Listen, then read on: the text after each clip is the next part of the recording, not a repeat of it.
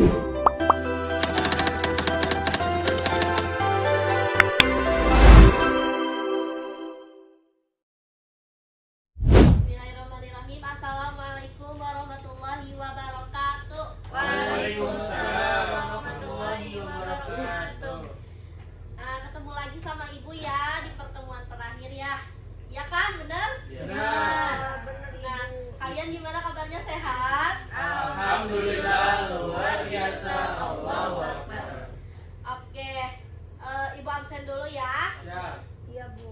Rizka, Hadir. Lita, Hadir. Bapak, Hadir. Pais, Alwi, Hadir. Tatia, Hadir. Raden, Hadir.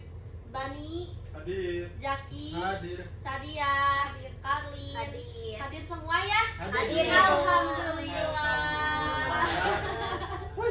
Oke, sebelum dimulai, ibu pengen baca doa dulu ya. Oke, semoga. Siapa KM-nya? Bapak aja kali. Baik teman-teman, sebelum belajar kita baca doa dulu. Baca doa dimulai. Bismillahirrahmanirrahim. Nah, di sini ibu akan memaparkan materi tentang fikih ya, khutbah, tabligh dan juga dakwah ya. Ada yang tahu khutbah apa, tabligh apa, dakwah apa? Nggak tahu. Enggak tahu tapi diurukan. Ibu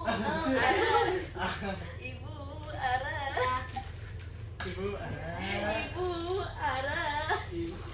Oke, ibu mau tanya ya, kalian pernah lihat dakwah di TikTok nggak yang isinya? Dengerin dulu. Kasih ya. Yang renteng. Bu gini Bu di sekolah mah. Nah, kalian pernah lihat dakwah TikTok nggak? Kalau Udah. TikTok gitu ya, dia tuh isinya benar tapi penyampaiannya tuh kurang gitu, kayak kasar, terus kayak ambekan gak jelas gitu ya, terus bahkan ngomong ke orang tuh dia tuh calon penghuni neraka gitu ya. Kalian pernah denger gak sih? Benar. Tapi isinya tuh benar gitu, apa yang dia sampaikan itu benar gitu, tapi cara penyampaiannya tuh dia kasar gitu loh. Pernah. Itu bikin Iya. kalian lebih paham atau Ilpil. Ilpil. Pengen langsung. Lebih di ilpil.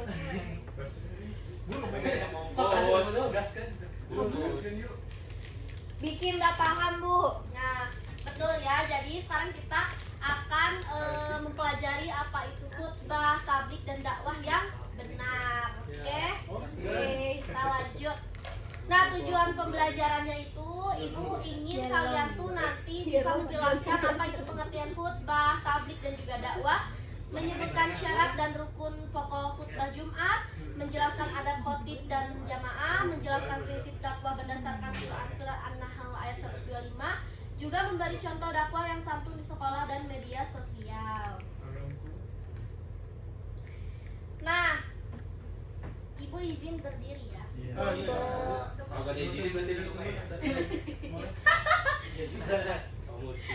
Nah, di sini yang pertama ada pengertian khutbah. Khutbah itu penyampaian nasihat dan ajaran Islam di hadapan jamaah secara resmi dengan syarat dan rukun tertentu. Dilaksanakannya kapan sih Bu? Setiap sholat Jumat yang paling utamanya ya. Ada juga Idul Fitri, Idul Adha dan juga momen tertentu. Tujuannya apa Bu? Ada yang tahu tujuannya apa? Mengingatkan Agar bertakwa. Ya, mengingatkan jamaah agar bertakwa, mengarahkan umat pada ketaatan dan juga kebaikan. Nah, selanjutnya ada di sini syarat khotib. Ibu, syarat khotib tuh apa aja sih Bu? Nih, yang pertama Muslim, dia harus beriman, ya, beragama Islam, harus balik, dia harus berakal. Jangan anak kecil tiba-tiba jadi khotib, kan nggak mungkin ya. Terus harus laki-laki, ini untuk yang Jumat ya, harus laki-laki. Terus suci dari hadas dan juga najis, menutup aurat, berpakaian pantas. Terus mampu membaca bacaan wajib dengan jelas. Ya, ini syarat khotib. Ingat-ingat ya. Ya. Nah, syarat pelaksanaannya kapan? Di hari Jumat waktu zuhur. Terus khutbahnya itu dilaksanakan sebelum sholat Jumat. Juga dihadiri jamaah yang memenuhi syarat Jumat. Berapa orang tuh? Ada yang tahu berapa orang? 40. Ya. Kalau kurang dari 40 gimana? Tambahin aja satu. Tambahin aja, Bu. Kan ada pinggir kanan muncrat. Bener ada tadi. Mau kurang 40 Ya terus apa? Iya. Jadi harus nyari masjid yang lain ya, yang banyak gitu. Nah, sekarang selanjutnya ada rukun khutbah Jumat.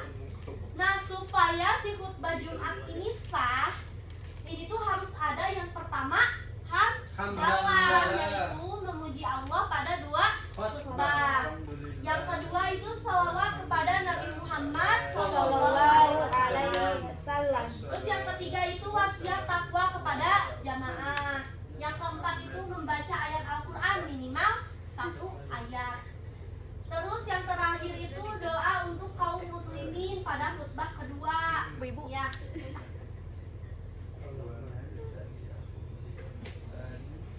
Nah, selanjutnya ada adab khotib, yaitu khotibnya harus ikhlas karena Allah, ya, jangan semata-mata karena apa, jangan, ya, harus karena Allah. Kamu gara-gara apa? Oh iya, bukan ampok. Terus bahasanya harus jelas, sopan, tidak provokatif. Terus isi khutbahnya itu relevan, juga bermanfaat. Pakaiannya bersih, rapi, menutup aurat. Terus sikapnya juga tenang dan juga berwibawa. Nah, adab jamaahnya apa sih, Bu? Adab jamaahnya itu yang pertama dia harus datang lebih awal, ya. Terus pakaiannya bersih dan juga pantas. Terus saat khutbah jamaah itu harus diam, tidak ngobrol, tidak main HP. Sekarang mah banyak ya yang suka gitu ya. Datang teh telat, terus ngedengerin, terus main HP gitu ya. Jangan ya, jangan gitu ya. Tidur. Iya, dibangunin ya. Bangunin tuh. Gak pernah bangunin gua. Tapi tidurnya Tidur sudah aja. ada. Jadi gak bangun. Aja tidur gimana? Ada yang karena tajil, Bu, Jumatan juga. Tajil, Karena Jumat berkah. Oh, itu mah kamu kali. Harus banyak-banyak istighfar ya. Sholat Jumat itu wajib tahu buat laki-laki tuh, bener gak? Benar. Kalau Terus, nggak sholat pakai mukena aja ya. Iya Kalau nggak bener. sholat jamaah. Iya. Jumat. Kalau nggak sholat Jumat pakai mukena aja ya. Iya. Terus jamaahnya harus mendengarkan dengan khusyuk, entong ngobrol wae, entong heureuy nya. Dengerin wae itu teh da khutbah mah enggak lama atuh ya, bener Mun gak sih? nilainya ka ditu kita mah teh Tahu. Jumatan. Sorry ya. Kita mah teh Jumatan. Nah, di sini ada pengertian tablik dan dakwah. Sebenarnya tablik dan dakwah itu artinya tuh sama-sama aja ya, mendekati gitu ya, sama gitu. Tablik itu dari kata balagho artinya menyampaikan ajaran Islam secara jelas dan juga benar. Terus sesuai ilmu yang dimiliki dengan cara yang santun. Kalau dakwah apa? Dakwah itu mengajak manusia kepada keimanan dan ketaatan kepada Allah. Terus mengajak meninggalkan maksiat. Dilakukan dengan cara yang bijaksana, lembut dan penuh kasih sayang. Nah, dakwah ini bisa berupa nasihat, bisa berupa teladan, tulisan, konten digital dan juga yang lain-lainnya. Banyak sekarang mah ya metode dakwah itu seperti apa tuh banyak. Nah, di sini ada dalil dakwah. Dalil dakwah itu di Quran surat An-Nahl ayat 125. Nah, Ibu pengen kita baca-baca bareng ya? Oke. So, 1, 2, 3. A'udzu billahi minasyaitonir rajim. Bismillahirrahmanirrahim. Ud'u ila sabili rabbika bil hikmati wal mau'izatil hasanah wajadilhum billati hiya ahsanu inna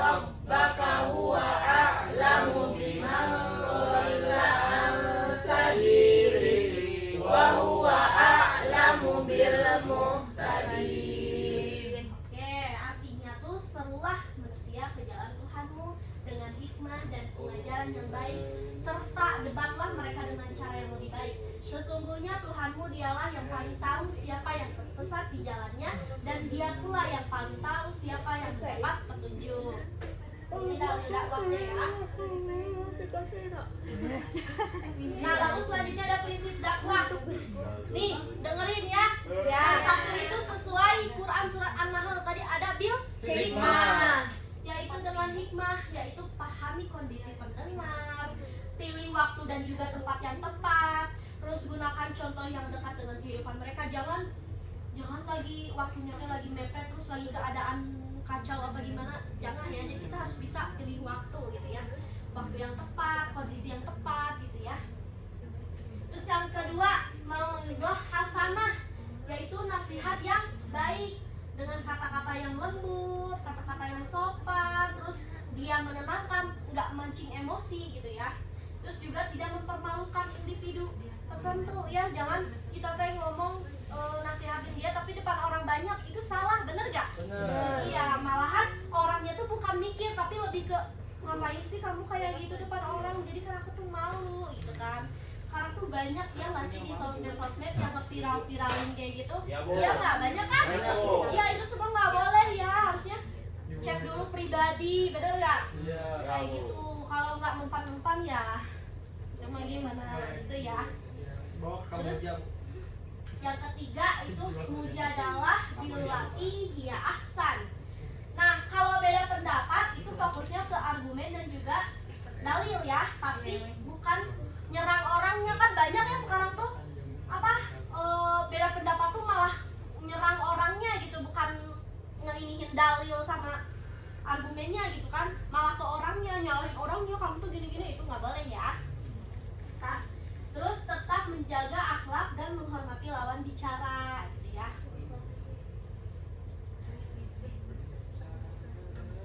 Nah, yang ini etika dakwah di medsos, di media sosial. Nah, jadi sekarang tuh banyak ya konten-konten dakwah di media sosial tuh banyak banget ya. Tinggal kita pilih aja mau yang mana, yang penyampaiannya enak atau yang gimana, terserah itu mah ya. Kembali lagi ke individu tertentu ya. Nah, kalau dakwah di medsos itu tetap dia itu harus terikat adab yang tadi Ibu jelasin di awal ya, harus, karena jangan mentang-mentang di media sosial jadi kita tuh nge-share gitu ya info yang belum tentu kebenarannya itu benar gitu. Jadi kita harus ngecek dulu kebenaran infonya, bener gak ini teh, valid gak, hoax gak, atau gimana ya. Jadi cek kebenaran info sebelum di share. Terus kita harus bisa menghindari konten yang hoax, sekarang banyak, jadi harus teliti ya. Terus hindari konten juga yang fitnah, banyak sekarang tuh fitnah-fitnahan tuh banyak. Terus yang ujaran kebencian sekarang banyak banget kan, yang si influencer tuh dia tuh dia tuh emang suka konten dakwah-dakwah gitu ya, tapi dia tuh dengan kontennya dia tuh mengujar kebencian kepada seseorang, itu nggak boleh ya, nggak boleh diikutin gitu ya, harus dihindari gitu. Terus pilih kata-kata yang halus di caption dan komentar. Jadi harus kata-katanya itu jangan menyinggung orang atau individu tertentu, jangan ya. Terus harus wajib diingat kalau misalkan kita pengen juga bikin konten dakwah di media sosial, kita harus ingat ya setiap postingannya itu jejak digital, benar gak? Iya. Dan itu tuh akan dimintai pertanggungjawaban di akhirat nanti. Jadi kalau mau kita bikin dakwah di media sosial tuh ya harus dicek kebenarannya dulu, valid gak ininya, apanya gitu ya. Kayak gitu, karena setiap postingan itu jejak digital dan akan dimintai pertanggungjawaban. Nah, ini yang terakhir, contoh dakwah remaja nih, di sekolah ada, di rumah ada, di media sosial ada. Coba bacain, di sekolah kita harus ngapain? Ngajak teman sholat, minangin teman jalan, ikut kegiatan keagamaan. Nah, di rumah apa? Mengingatkan keluarga untuk sholat, jadi contoh akhlak. Nah, yang terakhir di media sosial, share, quote menghindari komentar, menegur Piace, terus iya sama menghindari komentar yang memalukan. Nah, betul. Sekat agon. Sekian ya dari Ibu. Mohon maaf kalau banyak kurangnya, banyak salahnya. Mohon maaf ya, dimaafin nggak? Oke, ini pertemuan terakhir ya. Jadi terima kasih ya yang selama ini sudah masuk di kelas Ibu, juga mendengarkan dan memperhatikan. Semoga apa yang Ibu sampaikan bermanfaat bagi kalian. Ya. Terima kasih. Wassalamualaikum warahmatullahi wabarakatuh. Waalaikumsalam warahmatullahi wabarakatuh.